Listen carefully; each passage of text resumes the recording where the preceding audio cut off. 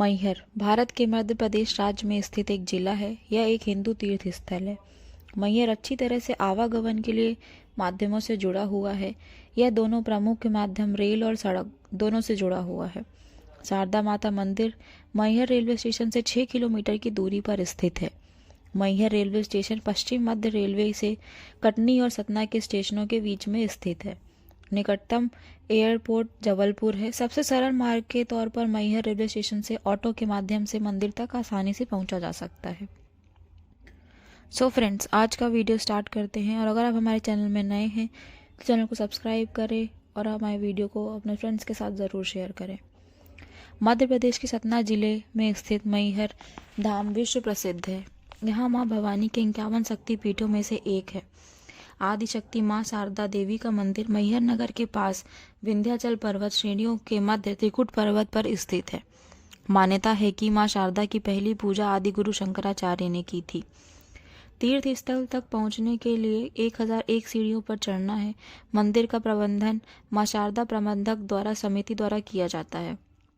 ऐसा कहा जाता है कि जब भगवान शिव मृत देवी सती के शव को ले जा रहे थे तो उनका हार इस स्थान पर गिर गया था, इसलिए इसका नाम मैहर पड़ा। केबल कार द्वारा तीर्थयात्रियों को 1200 खड़ी सीढ़ियों को पार करते हुए पहाड़ी की चोटी तक ले जाता है। सतना 2 धार्मिक स्थानों के लिए प्रसिद्ध है, चित्रकूट और मैहर।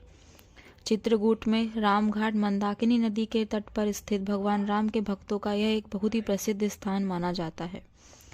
मैहर जहाँ भी सती के अंग गिरे वह शक्तिपीठों का निर्माण हुआ। कहते हैं कि यहाँ सती का हार और कंठ गिरा था। हार गिरने की वजह से देवस्थान का नाम मैहर पड़ा और कंठ गिरने से माँ शारदा विराजी, जो भक्तों को विद्या और सुरीला कंठ प्रदान करती है।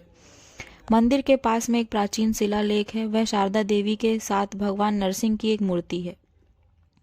शारदा माता मंदिर के बारे में लोगों की मान्यता है कि इस मंदिर के पट बंद हो जाने के बाद जब पुजारी पहाड़ से नीचे चले जाते हैं और वहां पर कोई भी नहीं रह जाता, तो वह आज भी 2 वीर योद्धा आला और उदल अदृश्य होकर माता की पूजा करने के लिए आते हैं और पुजारी से पहले ही पूजा करके चले जाते हैं।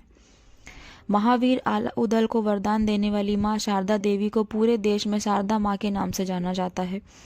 इस मंदिर को माता की शक्ति पीठों में से एक माना जाता है। इसी पर्वत की चोटी पर माता के साथ ही श्री काल भैरवी, हनुमान जी, देवी काली, दुर्गा, श्री गौरी शंकर, शेषनाग, फूलमती माता और जलपा देवी की भी पूजा की जाती है। पूरे भारत में सतना का मैहर मंदिर माता शारदा का अकेला मंदिर है।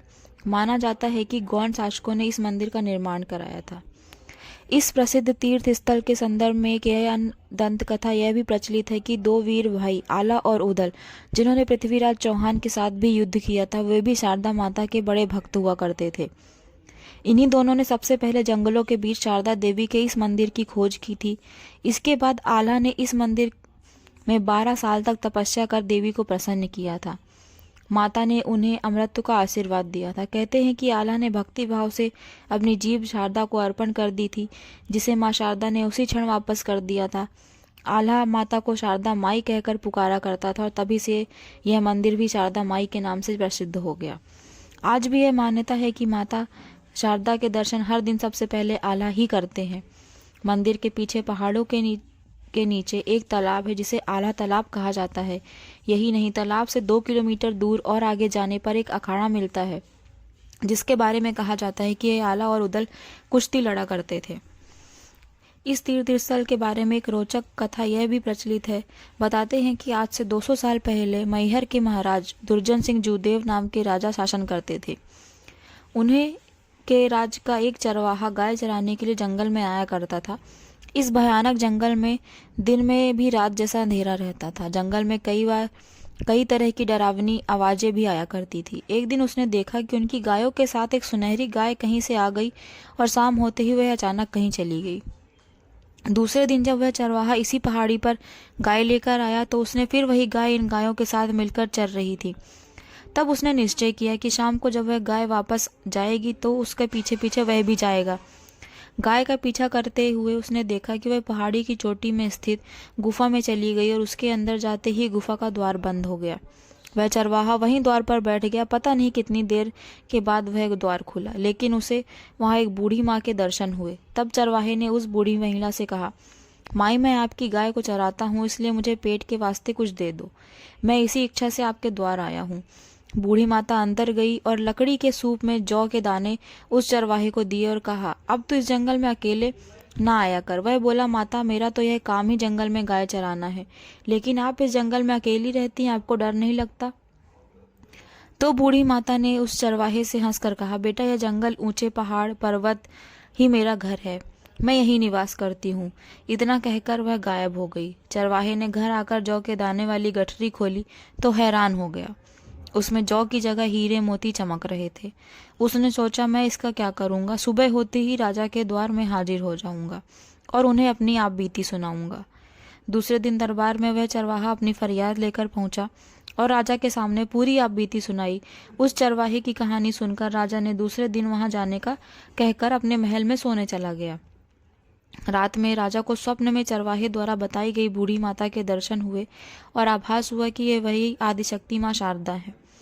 स्वप्न में माता ने महाराज को वह मूर्ति स्थापित करने का आदेश दिया और कहा कि मेरे दर्शन मात्र से सभी लोगों की मनोकामनाएं पूर्ण होगी।